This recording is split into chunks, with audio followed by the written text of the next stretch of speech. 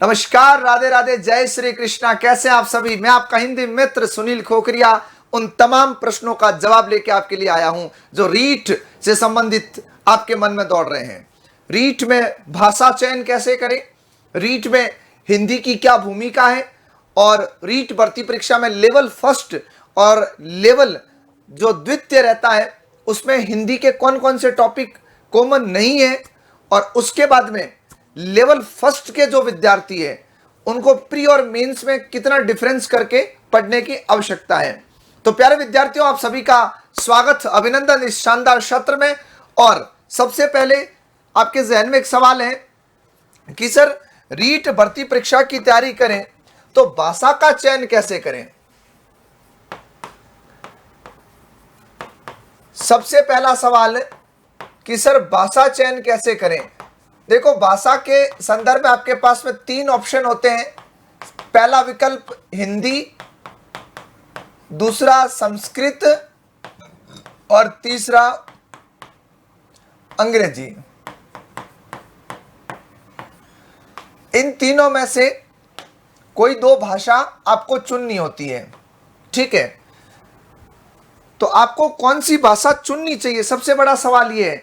क्योंकि जो बच्चे फ्रेशर हैं, जिन बच्चों का फर्स्ट अटेम्प्ट है या गाइड करने वाला कोई नहीं है, तो ऐसा कभी नहीं सोचे, क्योंकि उत्कर्ष है, आपका हिंदी मित्र है, तब तक किसी भी चीज की चिंता करने की आवश्यकता नहीं है। तो हमने अपने को कौन सी 2 भाषाओं का चयन करना चाहिए। तो सबसे पहले मैं बात करूंगा लेवल फर्स्ट के स्टूडेंट को कि उन्हें कौन सी भाषा का चयन करना चाहिए।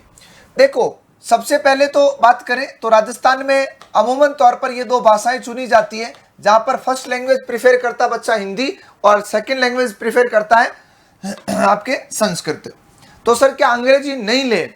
तो लेवल फर्स्ट के विद्यार्थियों से एक मेरा छोटा सा अनुरोध रहेगा, अगर तुम्हारा इंग्लिश ठीक ठाक है और आपको लगता है कि मुझे कोई पढ़ाने वाला हो, मुझे कोई सिखा देगा तो मैं सीख जाऊंगा और बेहतर कर जाऊंगा, तो तुम ऑप्शन नंबर 2 के साथ जाओ, इंग्लिश के साथ में। क्यों? देखो, संस्कृत क्यों ले, सबसे पहला सवाल। फिर अंग्रेजी क्यों ले, संस्कृत क्यों ले?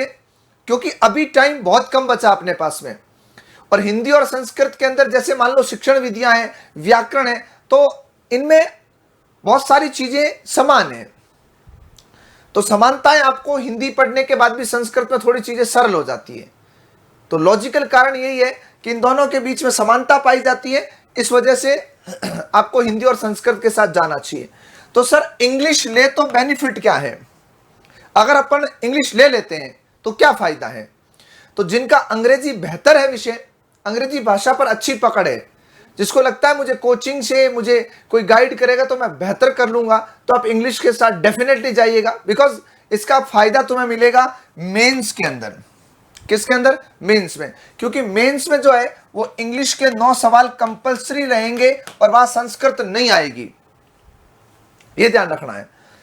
यहां पर 5 व्याकरण के और 4 शिक्षण विधियों के सवाल रहते ही रहते हैं। लेकिन लेवल फर्स्ट वालों की बात करें, लेवल फर्स्ट पे ही बात कर रहा हूं, लेवल फर्स्ट वालों, ये संस्कृत जो है वो आपके नहीं आने वाली है, ये ध्यान रखिए, कहां? मेंस के अंदर। लेकिन इस चक्कर में ऐसा नहीं है कि तुम इंग्लिश ले लो, अच्छा मेंस में नहीं आएगी। इंग्लिश आए, इंग्लिश पर पकड़ हो तो ही चुनाव करे इसका। पुराने पेपर देख लेना फिर जाना है, क्योंकि इस 9 सवालों के चक्कर में ऐसा नहीं हो कि प्री पास नहीं हो। लेकिन संस्कृत में भरोसे से कह सकता हूं कि यदि तुम 30 सवाल हिंदी के बेहतर करके आने की उम्मीद रखते हो और आपको कॉन्फिडेंस है, तो संस्कृत में 20-22 सवाल रमता जोगी की तरह करके आ जाओगे, ठीक है।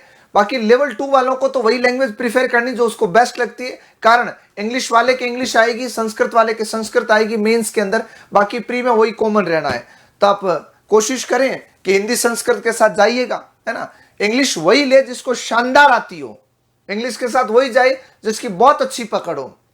संस्कृत शुरू में कलिष्ठ लग सकती है, लेकिन संस्कृत हिंदी में बहुत सारी समानता है, और कम से कम अगर मैं देसी भाषा में बात करूं तो संस्कृत में लिखा पढ़ा कुछ समझ में भी आता है।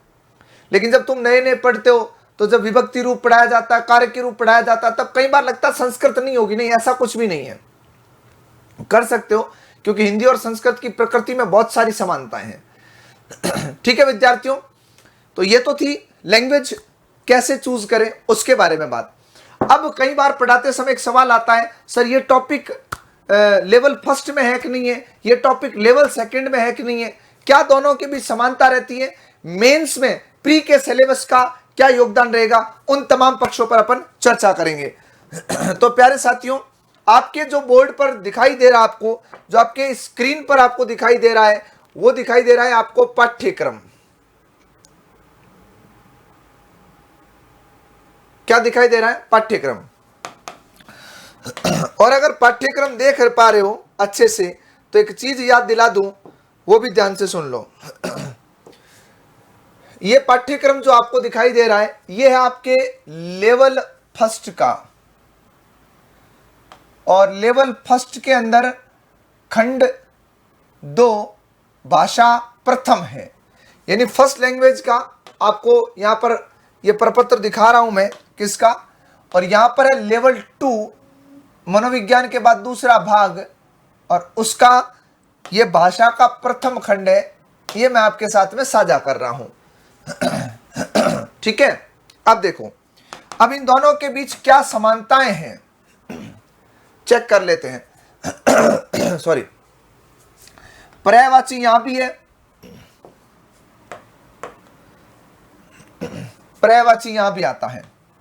ठीक है, विलोम शब्द दोनों में है, ये रहा विलोम शब्द यहां भी है, वाक्यांश के लिए एक शब्द, वाक्यांश के लिए एक शब्द इसमें भी है, उसके बाद में ये रहे वाक्यांश के लिए एक शब्द, उसके बाद में आता शब्द शुद्धि, शब्द शुद्धि इसमें भी है। अब सवाल आता सर शब्दार्थ क्या है, तो शब्दार्थ लेवल सेकंड में नहीं है, शब्दार्थ आते हैं कहां से, एक अपठित गद्यांश से आते हैं, ध्यान रखिएगा, वहां कोई शब्द का अर्थ पूछ सकता है सामान्य रूप से, ये ध्यान रखिएगा। ठीक है, तो इसमें अगर तुमसे बात करूं, तो इसमें तुम्हारे अलग क्या है, जो लेवल सेकंड और फर्स्ट के बीच में फर्क, दोनों के बीच में फर्क क्या है, तो लेवल फर्स्ट वालों के पास में एक शब्दार्थ नाम का अलग से बिंदु है, और जो कि लेवल सेकंड में आपके नहीं आता है, ध्यान रखिएगा। उसके बाद में बात करता हूं, तो लेवल सेकंड के अंदर एक और भाग है जो लेवल फर्स्ट में नहीं है, और वो ये है मित्रों कि जहां तत्सम तद्भव की बात होती है, किसकी, तत्सम तद्भव की बात होती है, तो ये तत्सम तद्भव जो चीजें हैं वो सारी की सारी इसमें तो आ रही है, लेकिन किस में नहीं आ रही है, लेवल फर्स्ट में नहीं आ रही है, ये ध्यान रखना है। लेवल फर्स्ट में तत्सम तद्भव देशज विदेशज कुछ भी नहीं है, लेकिन यहां आता है। बाकी देख लो, उपसर्ग प्रत्यय संधि समास, उपसर्ग प्रत्यय संधि समास, संज्ञा सर्वनाम विशेषण अव्यय, संज्ञा सर्वनाम विशेषण अव्यय और विशेष्य विशेषण में आता है, ध्यान रखिएगा, बाकी चीजें कॉमन है। उसके बाद में अपठित गद्यांश से रेखांकित पदों का, शब्दों का अर्थ स्पष्ट करना, वचन काल लिंग ज्ञात करना, दिए गए शब्दों का वचन काल लिंग बदलना, ये सारी चीजें हैं। लेकिन यहां एक नई चीज आती है लेवल 2 वालों के पास में। लेवल 2 वालों के पास में एक अलग से आता है राजस्थानी शब्दों के हिंदी रूप। ये लेवल फर्स्ट वालों को भी पढ़ना चाहिए, है ना। लेवल सेकंड में तो पढ़ना ही पढ़ना है, क्योंकि लेवल सेकंड वालों के साथ पिछली बार बड़ा भयंकर हादसा हो गया था पेपर में। उन्होंने क्या किया, जीके के अंदर राजस्थानी भाषा में सवाल पूछ लिए, जीके के पोर्शन में, ध्यान रखना है। और देखो बाकी लोकोक्त्या विराम चिन्ह, लोकोक्त्या विराम चिन्ह यहां भी है, ठीक है। बाकी वाक्य रचना, वाक्य के अंग, वाक्य के प्रकार, पदबंध, मुहावरे, ये सेम है, ठीक है। फिर भाषा शिक्षण की विधियां, भाषा शिक्षण के उपागम, भाषा दक्षता का विकास, भाषाई कौशलों का विकास, हिंदी भाषा शिक्षण की चुनौतियां, पाठ्य पुस्तक, बहुमाध्यम और शिक्षण के अन्य संसाधन, और भाषा शिक्षण में मूल्यांकन, उपलब्धि परीक्षण, ये चीजें कॉमन है।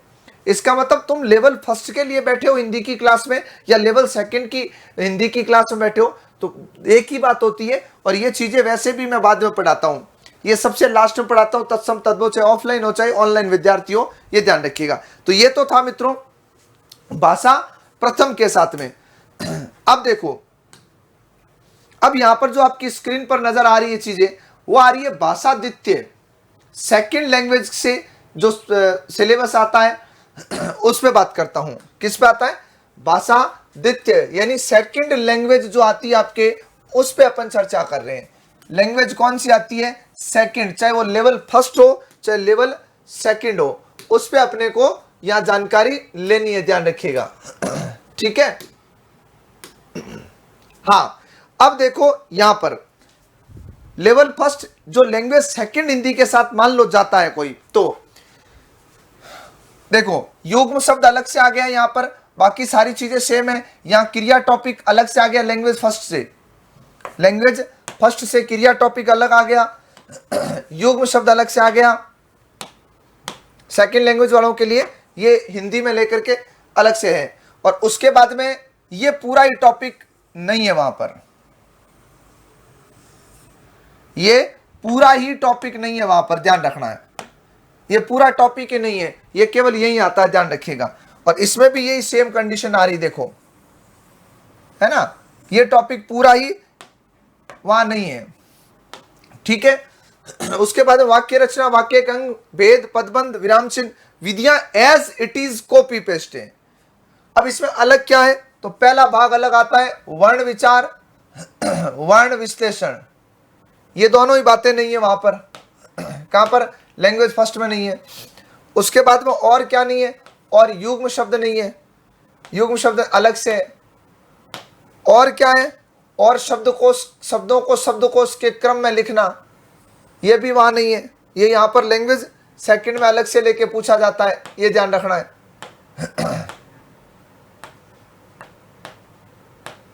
ठीक है, शब्दों के मानक रूप लिखना, ये तो शब्द शुद्धि में आ गया। और एक और टॉपिक है जो उस तरफ नहीं पढ़ते अपन लेवल फर्स्ट और सेकंड लैंग्वेज फर्स्ट के अंदर, वो है क्रिया, सॉरी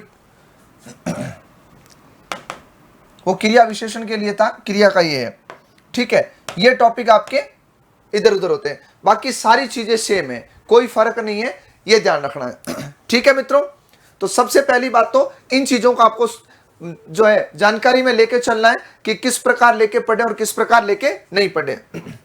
उसके बाद में बात करता हूं, अभी बने रहे, वीडियो को लास्ट तक देखना है क्योंकि आपको लास्ट में यह बताऊंगा मैं कि किस प्रकार चीजों को तैयार करना चाहिए, तुम्हें किस लेवल से, किस स्टैंडर्ड से पढ़ना चाहिए, जिससे तुम्हें काफी सारी चीजें सीखने को मिलती है।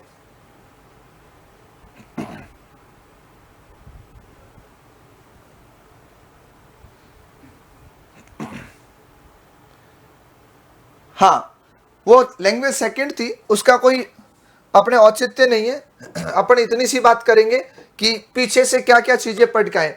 अब मित्रों तुम्हारा प्री क्लियर हो गया, ये लेवल फर्स्ट वालों के लिए, ये किसके, लेवल फर्स्ट वालों के लिए प्री तुम्हारा क्लियर हो गया, फॉर एग्जांपल प्री हो गया, ठीक है। अब तुम लेवल फर्स्ट वाले मेंस में आओगे, लेवल फर्स्ट वाले मेंस में आओगे तो देखो संज्ञा प्री में पढ़ा, सर्वनाम पढ़ा, विशेषण पढ़ा, बस यहां तुम्हें क्या पढ़ना है, यहां तुम्हें पढ़ना क्रिया टॉपिक नया। क्या पढ़ना है, क्रिया टॉपिक।